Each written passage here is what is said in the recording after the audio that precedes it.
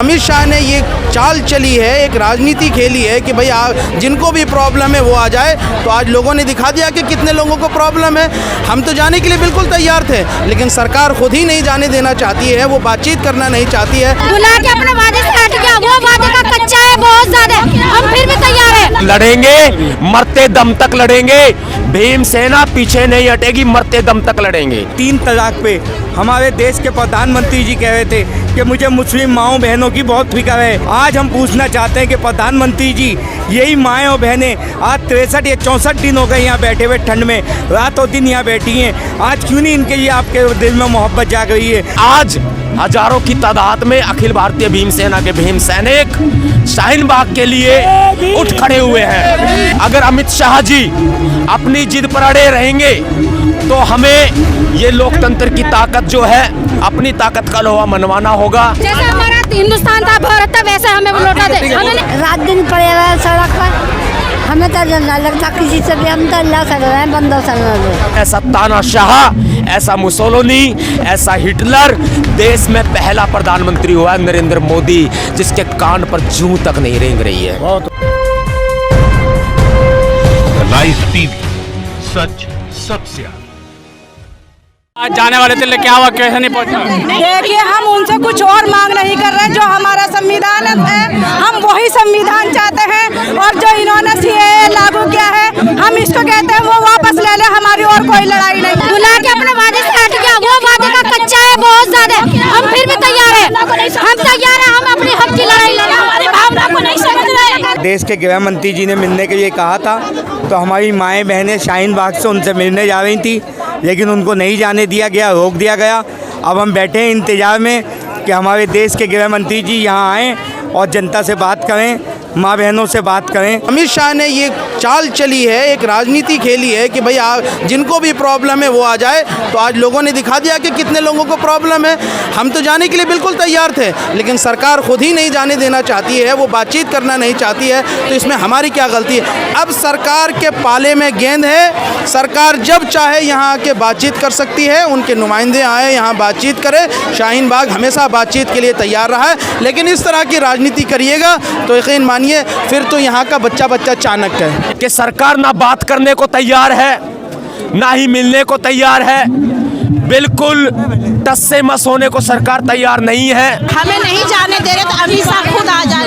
चौथी बार है, हम लोगों को जाने नहीं दिया गया। क्या सुप्रीम कोर्ट भी हमें हक पे फैसला नहीं देगी? क्या सुप्रीम कोर्ट को हमारे पे तरस नहीं आता है? हमारे बच्चों पे तरस नहीं आता? क्या हम कब से यहाँ बैठे हैं? कम से कम थोड़ा तरस तो खाए, थोड़ा तो रहम करे हमारे पे। कम से कम तुम्हारी बच्ची बहनें यहाँ बैठी है, बूढ़ी अम्मा बैठी है, कम से कम थोड़ा तो रहम कर ले। सुप्रीम कोर्ट ही सुन ले हमारी। 3 तलाक पे हमारे देश के प्रधानमंत्री जी कह रहे थे कि मुझे मुस्लिम माओ बहनों की बहुत फिक्र है। मैं मुस्लिम माओ बहनों के लिए इंसाफ की बात कर रहा हूँ। आज हम पूछना चाहते हैं कि प्रधानमंत्री जी, यही माएँ और बहनें आज 63 या 64 दिन हो गए यहाँ बैठे हुए ठंड में, रातों दिन यहाँ बैठी हैं। आज क्यों नहीं इनके लिए आपके दिल में मोहब्बत जाग रही है? क्यों नहीं आप यहाँ शाहीन बाग आकर इनसे बात कर रहे हैं? आज हम जब जाने की, आपसे मिलने की कोशिश कर रहे थे, तो हमें जाने नहीं दिया गया, हमें रोक दिया गया।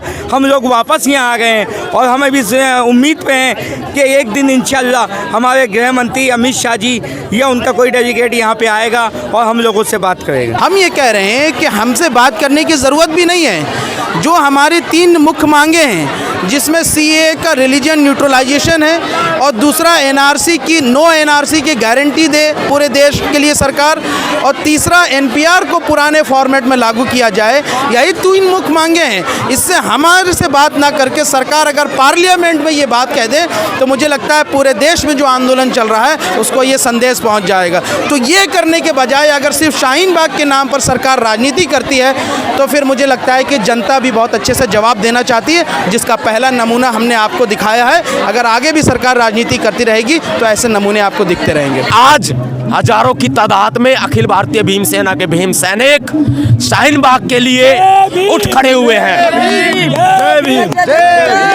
लेकिन अगर अमित शाह जी अपनी जिद पर अड़े रहेंगे तो हमें ये लोकतंत्र की ताकत जो है अपनी ताकत का लोहा मनवाना होगा, क्योंकि वो हमारे नौकर हैं।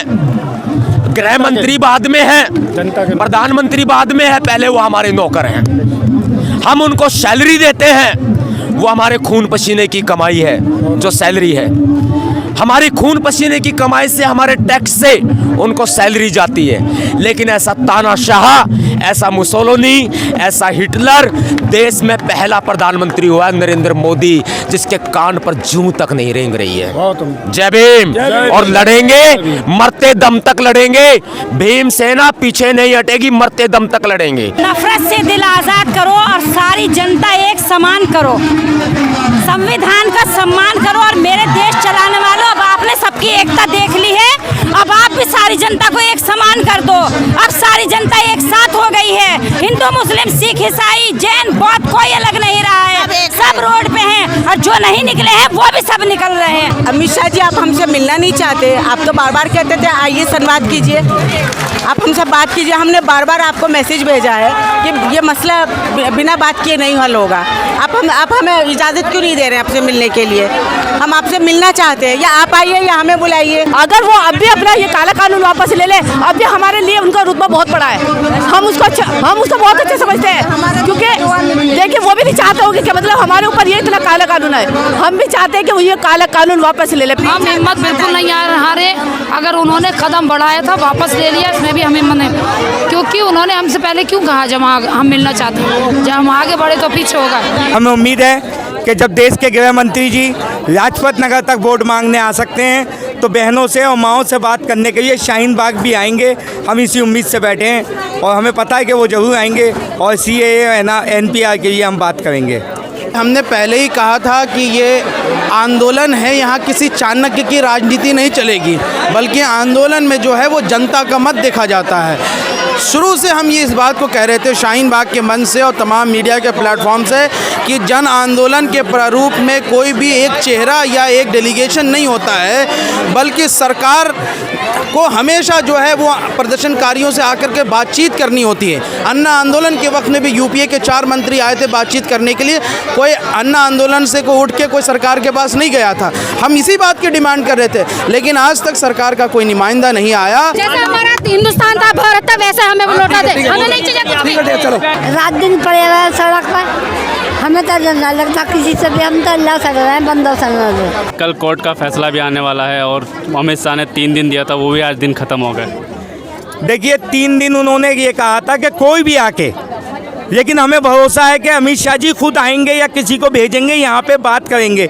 हम उसी इंतज़ार में बैठे हैं। और जो कल कोर्ट के फैसले की आप बात कर रहे हैं, जो भी फैसला आएगा, हम सर्वोच्च न्यायालय का आदर करते हैं। जो भी फैसला आएगा सर आंखों पे है। लाइव टीवी, सच सबसे आगे।